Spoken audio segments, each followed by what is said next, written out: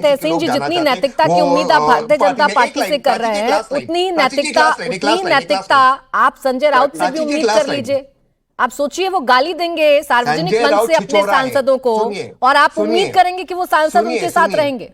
एक मिनट प्राची जी, संजय राउत एक नंबर का छिचोरा है, मैं बिल्कुल आपके शो पे, इसके छिचोरेपन की वजह से लोग आधे चले गए। लेकिन प्राची जी, अगर ये एमपी जाना चाहते हैं, रिजाइन करें और वो एकनाथ जी के सिंबल पर जीत कराए, प्लीज रिजाइन करें। जो लोग जाना चाहते हैं, जिनके दिल में काबा, आंखों में मदीना, उनका छूटा है पसीना, वो जाए, कोई दिक्कत नहीं, जाए वो पार्टी के अंदर, मणिपुर वाली पार्टी में, जहां मेघालय वाली पार्टी में, लेकिन रिजाइन करते अपने सिंबल पर जीत कराए। ये क्या बात हुई? इस संजय राउत छिचोरा है, रोहित पवार छिचोरा है, मैं पूरी तरह से मानता हूं। इसका क्या मतलब, आप तोड़ दोगे?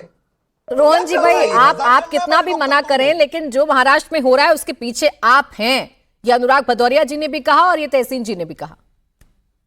प्राची जी, हमको रहने की जरूरत इसीलिए नहीं है क्योंकि जिस प्रकार से हमारी वहां पे इतनी बड़े बहुमत से राज्य सरकार आई, हमको क्या जरूरत है? और अभी उन्होंने ही कहा, अगर तहसीन भाई जो इनके लिए खड़े रहते, वो अगर उनको छिचोरा कह सकते हैं, तो आप सोचिए कि उनके जो एमपी एमएलए पे क्या बीती होगी। आज भी जो लोग सब शिंदे जी छोड़ के गए थे, तब जो लोग बयान करते हैं कि जिस प्रकार से आदित्य का पुत्र प्रेम उनके ऊपर हावी था, मिलने को तैयार नहीं थे 2-2 साल तक उद्धव ठाकरे उनको, और संजय राउत जैसे लोग जो सत्ता के लालचू लोग वो पार्टी चलाएंगे, आप कोई भी स्वाभिमानी आदमी से क्या अपेक्षा रखेंगे? वो भी जाने दीजिए। उसके बाद लोकसभा में उनको मौका मिला, क्या किया?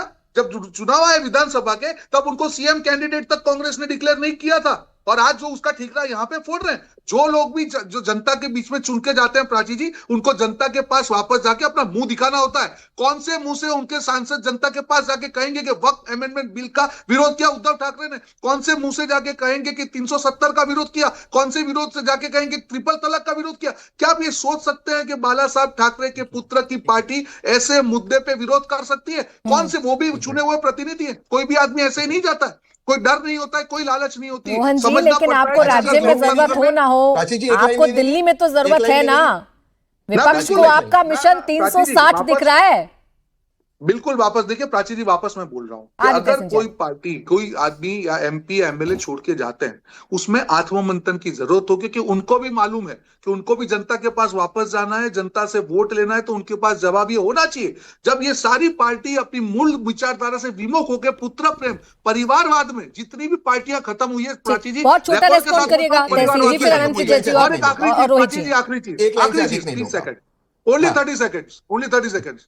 वापस अभी इन्होंने कहा कि लोकतंत्र की दुहाई दी, उनको मैं याद दिला दूं, जो अभी उन्होंने कौरव पांडव की बात कर दी है, भैया 70 साल तक कौरव का राज था क्या पांडव का राज था?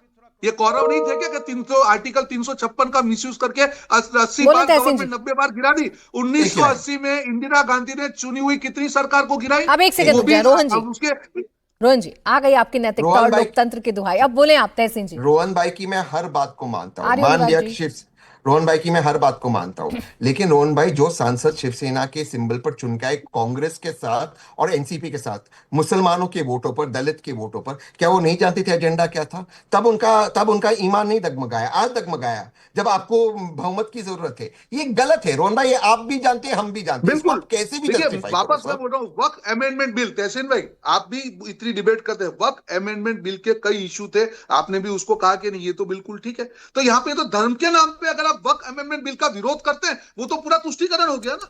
मैं आपको ये कह रहा हूं, आप ऑब्जेक्टिवली जाइए, 370 का विरोध कैसे कर सकते हैं आप बताइए? ट्रिपल तलाक का विरोध कैसे यानी रोहन जी आंख खुलने की भी, या नैतिकता की भी, या विचारधारा देखने की भी कोई एक समय होता होगा, कोई एक मौसम होता होगा कि अभी दिखेगा या जब चुनाव आएंगे तो उस वक्त नहीं दिखेगा। खैर अनंत विजय जी, आप मुझे सिचुएशन को पूरा समझाइए, फिर मैं रोहित जी फौरन आपके पास आ रही हूँ।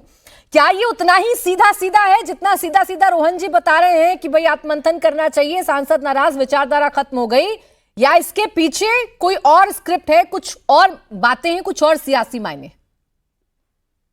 देखिए प्राची जी, अभी मैं अपने मित्र तहसीन भाई को सुन रहा था, बड़े सौम्य और शालीन रहते हैं आमतौर पर वो, लेकिन जब वो क्रोधित होते हैं तो कुछ तथ्यों को भूल जाते हैं। आज बड़े क्रोध में वो भारतीय जनता पार्टी को कोस रहे थे, और इसी में उन्होंने कहा कि किस प्रकार से ये नैतिकता और जाने क्या क्या बड़े बड़े शब्द जो राजनीति के लिए, तहसीन भाई ये सब शब्द भूल जाइए। ये सब शब्द हमने तब भी देखा सुना था जब न्यूक्लियर डील हो रहा था।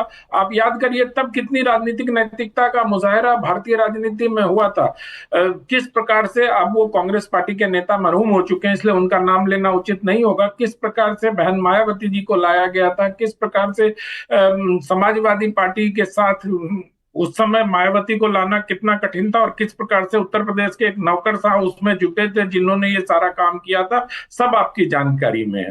तो नैतिकता तो देखिए भारतीय राजनीति में मुझे लगता है 80 में जब भजन लाल जी अपनी पूरी सरकार लेके कांग्रेस पार्टी में आ गए थे, तभी से नैतिकता राजनीति में मतलब बहुत हाशिए की चीज हो गई। अब नैतिकता सेंट्रल थीम नहीं रही सर।